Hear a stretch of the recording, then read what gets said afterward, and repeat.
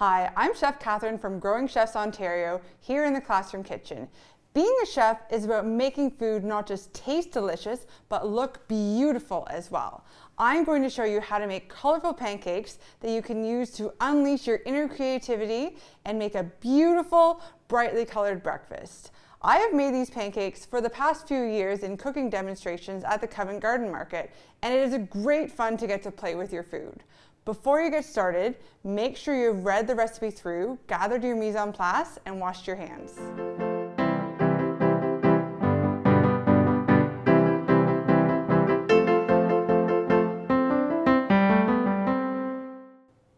This pancake recipe is so colorful because it uses a secret ingredient. It's not food coloring, it's fruits and vegetables.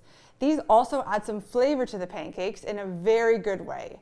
We're going to make this pancake batter using a blender. The recipe makes enough for you to make 2 different colors of pancakes. So if you want to make all 5 colors, you will need to make a 2.5 times recipe. That makes a lot of pancakes. Another great thing about this recipe is that the batter lasts well in the fridge for a couple days. Just give it a good stir before you want to use it again. The first step for these pancakes is that I need to bust up my oats to make some oat flour. If you can find oat flour at a grocery store, then you can just skip this step, but it's really easy. I just put the oats into the blender and place it on high and grind them into a flour. So I'm going to put all of my dry ingredients into a bowl together. The oat flour, and my regular all-purpose flour, or you can use whole wheat flour if you'd like. Some baking powder, and some salt. Now I'm going to prepare all of my wet ingredients to go into the blender as well. The first thing, I have some butter here, which I'm just going to melt in a small pan on the stove. Now all of my wet ingredients can go into the blender. You don't need to worry about washing it in between because it's just all going into the same batter anyway. So I have some yogurt here, and I have some milk. I have my melted butter, a 1/4 cup of honey. You could absolutely substitute maple syrup instead of honey in this recipe too. Vanilla, and 2 eggs. I'll just put the lid of the blender back on now and just mix it up on low speed until it's all combined well.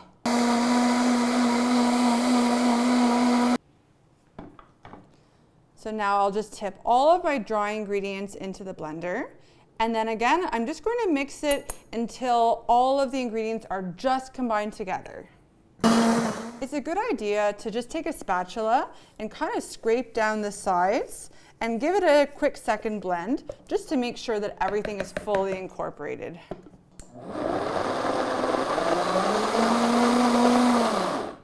So this is the base pancake recipe. You could just take it right now and pour it and it would make beautiful pancakes, but we want to make these really fun and colorful. So I'm going to show you how to do it with the mix-ins. So I'm going to start by taking half of the batter and just reserving it to make a second color of pancakes afterwards. And I'll just, using my spatula, estimate just about half and put it into a bowl for now. When I'm making these pancakes, because I'm going to make a whole bunch of different colors, I don't want to wash my blender very often. So I'm going to start with the lightest color and then go to the darkest color. So the first color I'm making is yellow.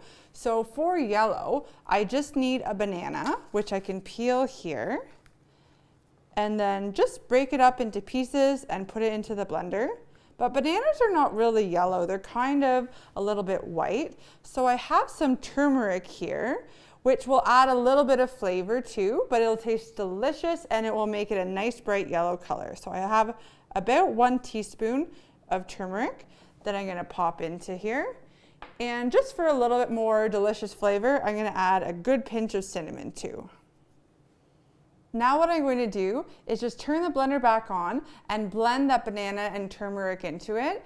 And then I have a squeeze bottle here that I'm going to pour the batter into afterwards. If you have a narrow top to your squeeze bottle, you may need to adjust this afterwards with a pair of scissors to make it a little bit wider so that the pancake batter can flow out of it a little easier. So now I have a nice yellow batter here. I'm just going to pour it directly into my squeeze bottle here, and I'll scrape it out with a spatula. So color number 1 is ready with the yellow here. The next color that I'm going to make is orange. So for orange, I'm just going to peel a couple of small carrots here.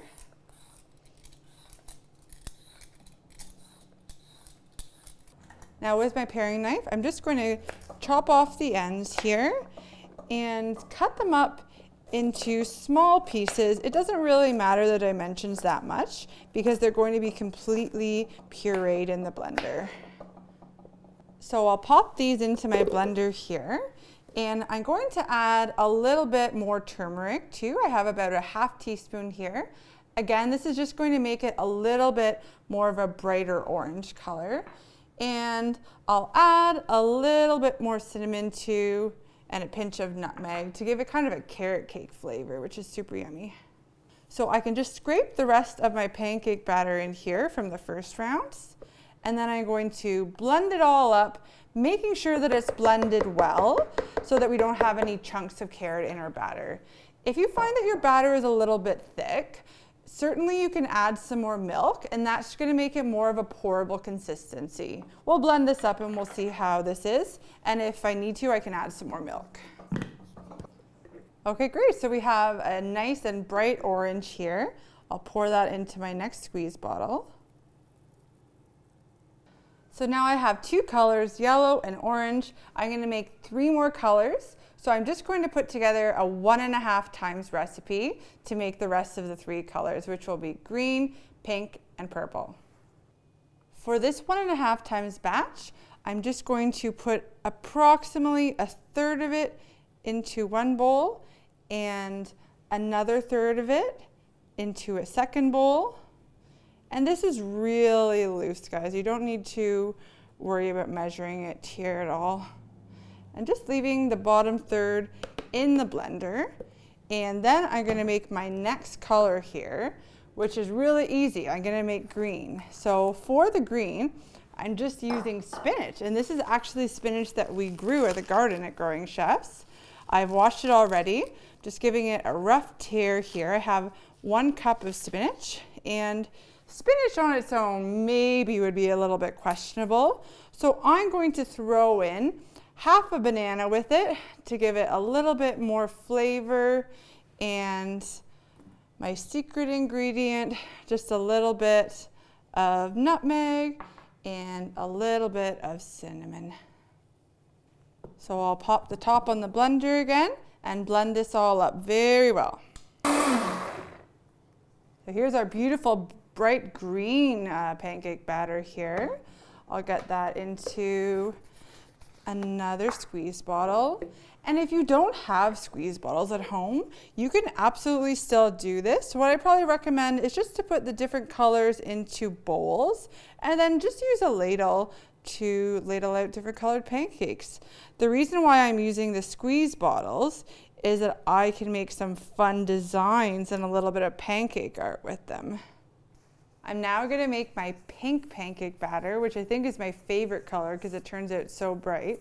I still have a little bit of green left in the blender, but that's okay. I'm going to put on some gloves because I want my pancake batter to be pink and not my hands. So I'm just going to cut off the tip of my beet here. That's my secret ingredient to make it nice and pink. And the flavor really doesn't come through. Beets are naturally very sweet, so it just kind of adds a little bit of sweetness to it. And the beet color is very, very powerful, so I'm not even going to use all of the beet. I'll start with just about half of a small beet, and I'll just dice it up finely. And if I want a little bit more color, I can always add a little bit more. So this is just my beet that will go into the blender here. And then I will add in my next batch of batter. And I'll pop the lid on here and again, blend it up very, very well. Scraping down the edges of my container here just because there was a little bit of green left on the edges. But like I said, it's not going to affect the color very much. Just making sure it's all completely incorporated. Okay, here's our pretty pink pancake batter. Added a little bit of milk to this one just because the beets were not quite juicy enough, so it wasn't blending as much. So feel free, if you need to add just a couple tablespoons or so of milk. This is a little bit of a thinner pancake batter than probably what you're used to making at home. Okay, the last pancake batter that I'm going to put together is a blueberry pancake batter, and that will make the pancakes nice and purple. I like to use frozen blueberries because they're a little bit more concentrated in flavor, but if it's blueberry season and you have fresh blueberries around, by all means, use just regular blueberries. All right, the last color is finished, the purple. It turned out really nice. I'm ready to start making some fun, colorful pancakes. I just wanted to double check my batters to see the consistency of them, and I added a little bit more milk to the beet batter, as I mentioned before. You want it to have kind of a thin, pourable consistency. So if you find that it's a little bit too thick and it's not pouring out very well, just add, like I said, a couple tablespoons of milk and mix it all together very well, and then you're ready to go. I like to use a griddle when I'm making the pancakes because it gives me a very consistent heat and also a lot more surface area to play around with. But if you don't have a griddle at home, you can absolutely use a large nonstick frying pan. I've set my griddle at about 200 degrees. You want to make these pancakes over quite low heats, because if you have it too high, then the pancakes are going to start to brown and they'll lose the color on them. So they'll take a little bit longer to make than a regular pancake would. And they're actually a little bit more fragile too, because we've incorporated some oat flour into here. There's less gluten. Gluten is what gives bread and dough strength. So they will be a little bit more fragile, so you have to be very gentle with them when you flip them over. But don't worry, it's worth the wait for all the beautiful pancakes that you will have. I've set myself up here with a baking sheet to hold the pancakes and a plastic spatula flipper. Make sure when you're not using this not to leave it on the heat, otherwise you will melt it.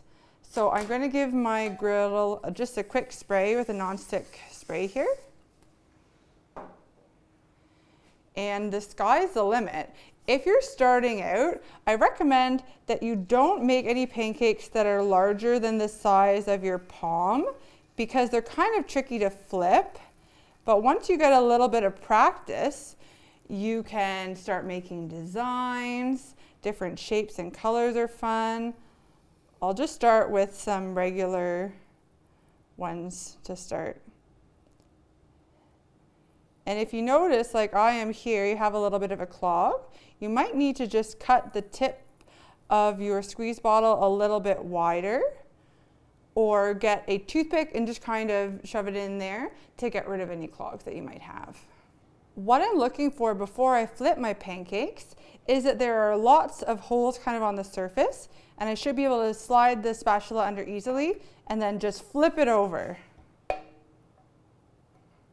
So now I can see that I have the perfect heat. It's not coloring them very much, just a touch. So once these are done, I'm going to leave them on the griddle probably for about 1 more minute, just to give them a little bit more time to cook. And then I'm going to transfer them here over to my baking sheet so that they can just sit and wait. Usually if I'm making a bunch of them at home, I'll put them in a low temperature oven, approximately 200 degrees Fahrenheit, just to keep warm while we're making them. Okay, so now that I have my batter at a good consistency, we can play here with some fun shapes and colors.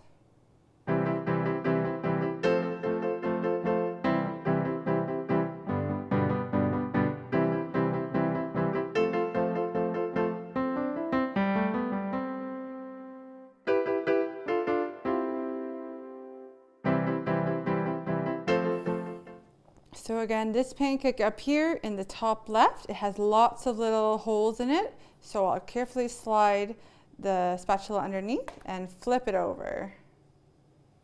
Usually the second side is going to be your brighter color side. So if you get a little bit of browning on the bottom, don't worry. You can just put it presentation side up. If you're trying to do something a little bit trickier, like this little sun I have in the corner, just err on the side of caution and wait until it's really stable and you're able to flip it, because you don't want to rip it. And then just quickly and confidently flip it over.